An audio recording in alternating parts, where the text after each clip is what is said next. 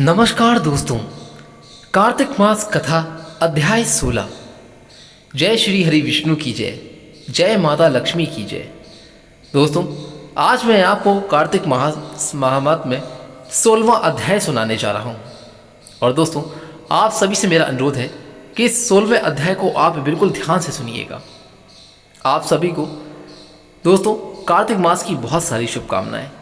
आप सभी का दिन शुभ और मंगलमय हो। कार्तिक मास का हिंदू धर्म में विशेष महत्व है और यह मास भगवान श्री हरि विष्णु और माता तुलसी को समर्पित होता है। ये आप जानते ही हैं। कार्तिक मास को दान, पूजा, उपवास और सत्संग का पवित्र मास माना जाता है। यह सबसे उत्तम और श्रेष्ठ मास माना जाता है दोस्तों, जिसमें विशेष रूप से तुलसी जी की पूजा का बहुत ही महत्व माना जाता है। तुलसी माता को हिंदू धर्म में बहुत ही पवित्र पूजनीय माना गया है और उनका विवाह भगवान श्री विष्णु के शालिग्राम से हुआ है, जिससे तुलसी विवाह का आयोजन भी इस पवित्र मास में ही किया जाता है।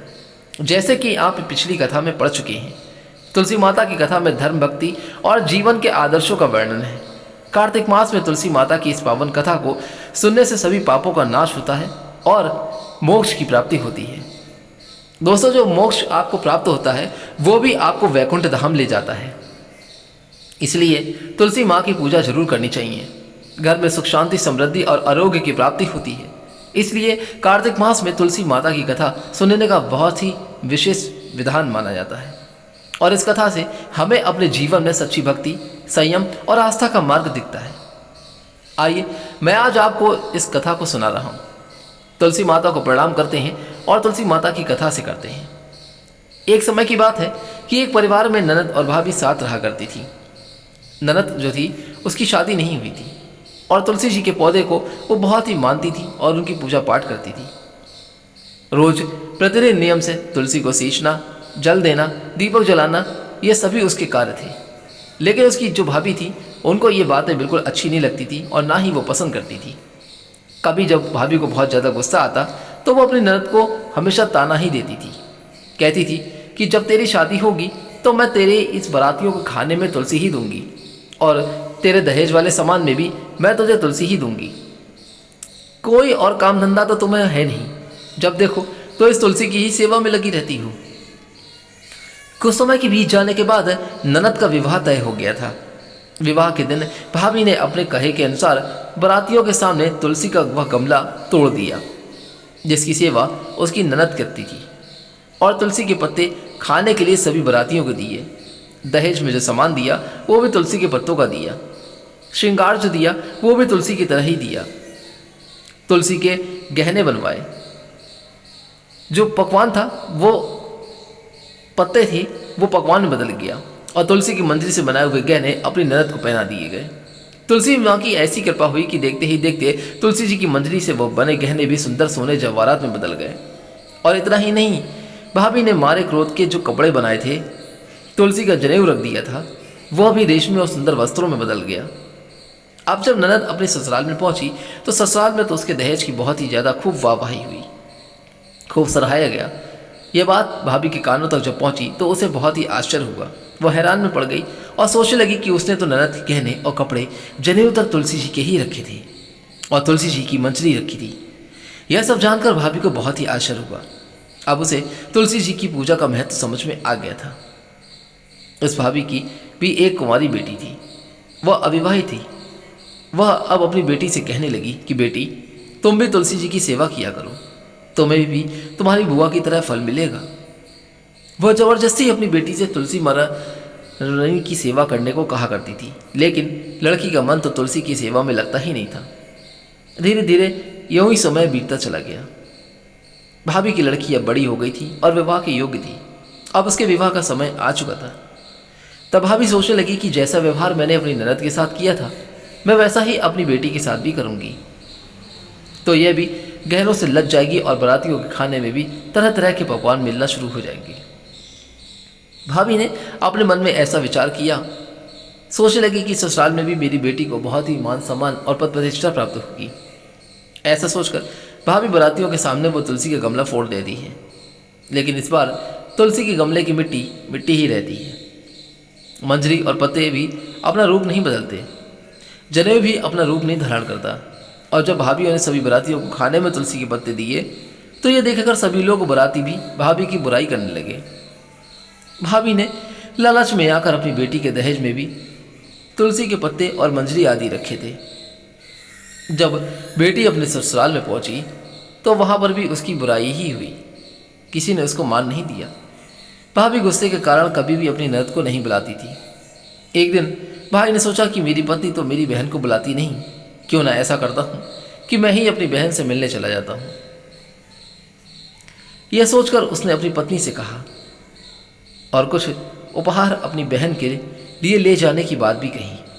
तब भाभी ने थैले में ज्वार भर कर कह दिया कि यह लो और बस, और कुछ नहीं है, तुम यही लेकर जाओ।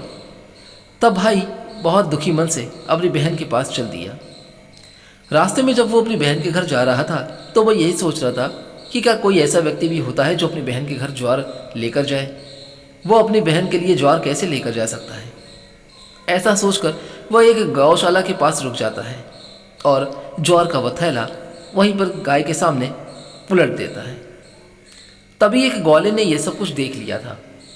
तब उस ग्वाले ने आकर उससे कहा कि देखो भाई, गाय घास खाती है, आप गाय के सामने यह हीरे मोती और सोना क्यों डाल रहे हो, इसे तो घास डालनी होती है। तब भाई ने जब मुड़कर देखा तो वह हैरान रह गया था। वह सोचने लगा कि यह सब कैसे हो गया। फिर भाई ने ग्वाले को सारी बात बताई और धन लेकर खुशी खुशी अपनी बहन के घर के लिए चल पड़ा। दोनों भाई बहन एक दूसरे को देखकर बहुत ही ज़्यादा खुश और प्रसन्न हुए। तब बहन ने तुलसी माता से सच्चे मन से प्रार्थना की कि हे माँ, उसकी भाभी को सद्बुद्धि की प्राप्ति हो जाए और तुलसी माता की कृपा से उनके घर में भी सुख समृद्धि के भंडार बन जाए। तब कुछ दिनों के बाद देखते ही देखते भाभी का मन बदल गया था और वह अपनी ननद को बहुत मान सम्मान देने लगी थी और वह भी सच्चे मन से अब तुलसी माँ की सेवा करने लगी। तुलसी माता की कृपा से उनके घर में सुख समृद्धि के भंडार भर गए। उनके घर में अब कभी भी लड़ाई झगड़े नहीं होते थे, सभी प्रेम पूर्वक रहते थे और किसी भी तरीके का कोई दुख भी नहीं था। सभी सुखी से रहने लगे। इसलिए आप सभी भक्तों से अनुरोध है, प्रेम से बोलिए तुलसी माता की जय, जय श्री हरि विष्णु भगवान की जय। मैं आपको सुनाता हूँ कार्तिक स्नान की कथा, जिसे सुनने से घर में सुख समृद्धि आती है, शांति मिलती है। इसको आप ध्यान से सुने। एक बार एक बूढ़ी औरत थी जो चतुर्मास में पुष्कर स्नान किया करती थी। उनका एक बेटा और बहू थी। एक दिन बूढ़ी माई ने अपनी बहू को फलाहार कराने को कहा तो बहू ने खाली टिफिन ही रख दिया। बेटा माँ को पहुँचाने के लिए पुष्कर गया तो रास्ते में एक जगह बेटा माँ से बोला कि माँ, फलाहार कर लो। जहाँ पानी मिला वहीं पर वह बूढ़ी माई अपने बेटे के साथ फलाहार करने बैठ गई। तब भगवान की कृपा से खाली टिफिन फलों से भर गया। माँ ने फलाहार कर लिया और बेटा पुष्कर में माँ के रहने के लिए झोपड़ी बनाकर वापस घर आ गया। रात में बूढ़ी माई के दरवाजे पर सावन मास आया और दरवाज़ा खटखटाया। बोला, बूढ़ी माई दरवाज़ा खोल। तब बूढ़ी माई ने पूछा कि आप कौन हैं। तो सावन मास ने कहा, मैं श्रावण मास हूँ। बूढ़ी माई ने तुरंत दरवाज़ा खोल दिया। बूढ़ी माई ने भगवान शिव और देवी पार्वती की पूजा अर्चना की, बेलपत्र से अभिषेक किया और जाते समय श्रावण मास ने बूढ़ी माई को खूब आशीर्वाद दिया और झोपड़ी की एक दीवार सोने की हो गई। इसके बाद भाद्रपद मास आया। उसने भी दरवाज़ा खोलने के लिए बूढ़ी माई से कहा। बूढ़ी माई ने दरवाज़ा खोला तो सत्तू बनाकर कजरी तीज मनाई। भाद्रपद मास में बूढ़ी माई को आशीर्वाद दिया और झोपड़ी की दूसरी दीवार भी सोने की हो गई। उसके बाद अश्विन मास आया और उसने भी दरवाज़ा खटखटाकर बोला कि बूढ़ी माई दरवाज़ा खोलो, मैं अश्विन मास हूँ। पितरों का तर्पण कर ब्राह्मण भोज कराकर श्राद्ध किया। फिर नवरात्रि में माँ को दुर्गा को अखंड ज्योति जलाकर प्रसन्न किया। सत्य की विजय दिवस के रूप में और बुराई के अंत की खुशी में दशहरा मनाया। अश्विन मास ने जाते समय प्रसन्न होकर बूढ़ी माई की झोपड़ी की तीसरी दीवार भी सोने की कर दी। उसमें बहुत सारे बहुमूल्य हीरे रत्न जुड़ गए थे और बूढ़ी माई को सदैव प्रसन्न रहने का आशीर्वाद दिया। अब इनके बाद कार्तिक मास आया। उसने भी बूढ़ी माई को दरवाज़ा खोलने को कहा। फिर क्या था, बूढ़ी माई ने दरवाज़ा खोल दिया। अति प्रसन्न मन से कार्तिक स्नान किया, दीपदान कर दिवाली, गोवर्धन पूजा, भैया दूज, गोपाष्टमी, आंवला नवमी मनाई कार्तिक मास ने जाते समय आशीर्वाद दिया और झोपड़ी के स्थान पर महल बनकर तैयार हो गया। बूढ़ी माई अब गरीबों की सेवा को भजन कीर्तन में अपना समय बिताने लगी। कुछ समय के बाद जब बेटा अपनी माँ को लेने के लिए आया तो माँ और झोपड़ी को पहचान नहीं सका। तत्पश्चात बेटा पड़ोस में जाकर पूछा कि जब पड़ोसी ने बताया तो बेटा माँ के चरणों में गिरकर बोला, माँ घर चलो, और सारे सामान के साथ वह अपनी माँ को घर लेवा लाया।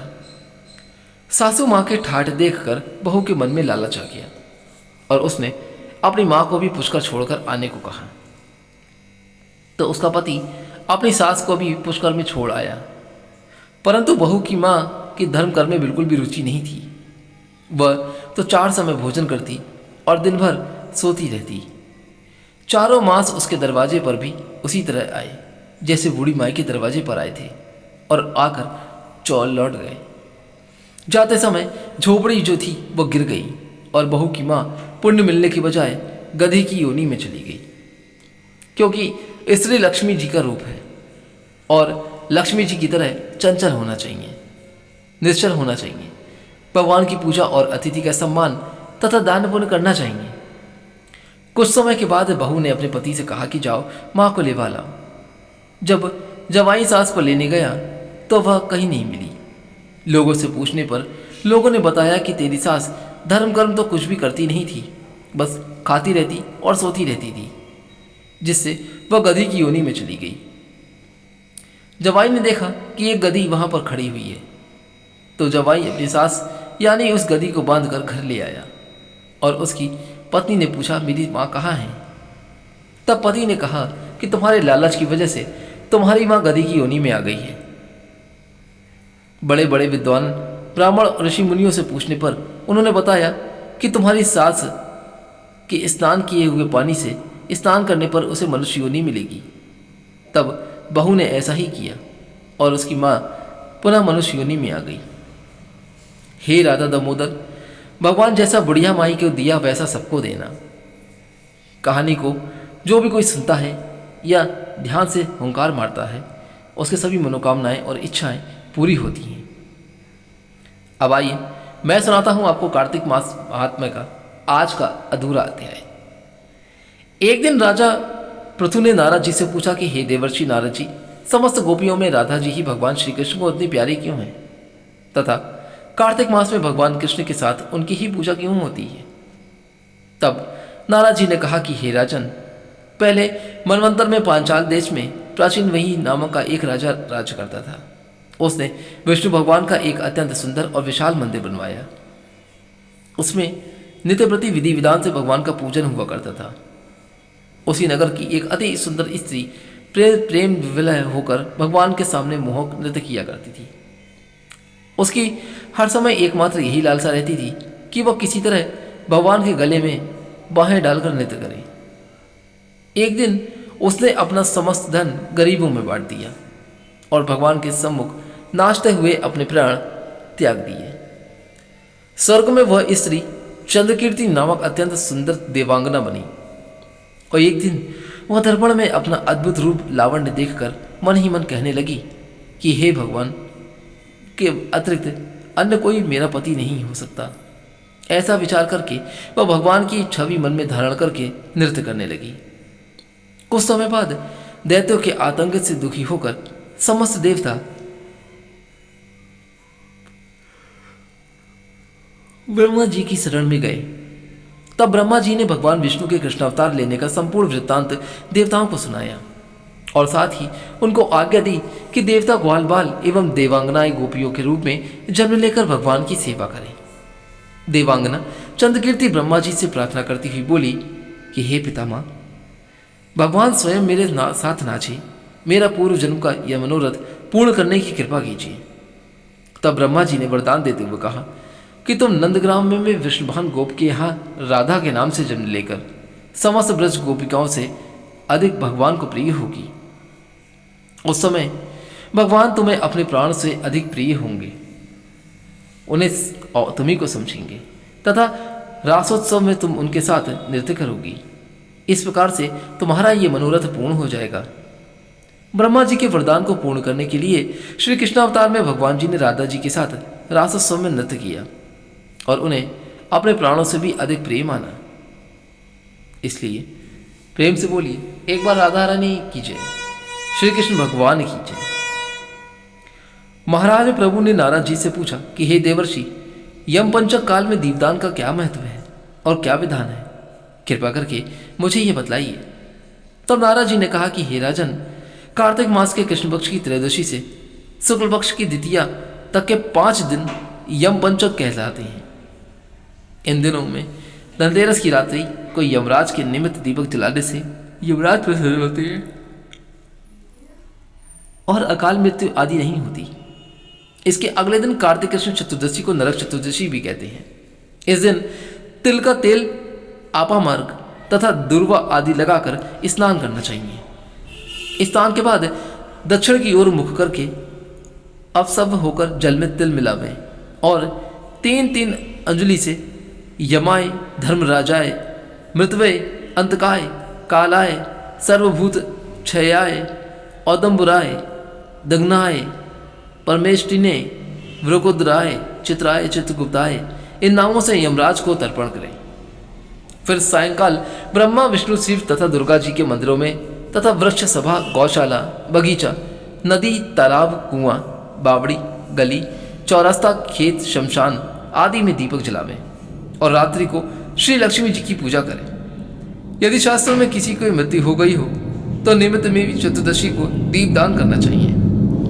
इससे अक्षय पुण्य की फल की प्राप्ति होती है। इसके बाद कन्या, ब्रह्मचारी तथा तपस्वियों को भोजन करावें। इससे यमलोक में न जाकर बल्कि शिवलोक की प्राप्ति हो जाती है। कार्तिक की अमावस्या अर्थात कहते हैं कि दीपावली के दिन भी स्नान आदि से निवृत्त होकर पितरों का पूजन व श्राद्ध करके ब्राह्मणों को भोजन कराएं और फिर सायंकाल घर तुलसी के समीप देवस्थान, शमशान, नदी, पर्वत, चौरस्ता और गौशाला में दीपक जलावें। तत्पश्चात लक्ष्मी जी की स्तुति करके उनको जगाएं। जिस प्रकार पतिव्रता स्त्री अपने पति से पहले जागती है, उसी प्रकार लक्ष्मी जी भी भगवान से 12 दिन पहले ही जागती हैं। अमावस्या को दिन में बालक, वृद्ध तथा रोगियों को छोड़कर अन्य कोई भोजन न करे। सायंकाल लक्ष्मी जी का पूजन करने के बाद ही भोजन करें। घर को फूल माला आदि से सजाकर सारे घर में दीपमाला करें। घर के सभी स्त्री पुरुष नवीन वस्त्र धारण करें और समस्त रात्रि लक्ष्मी जी के समक्ष नृत्य गीत आदि करके हर्षोल्लास से व्यतीत करें। घर में समस्त रात्रि दीपक जलना चाहिए।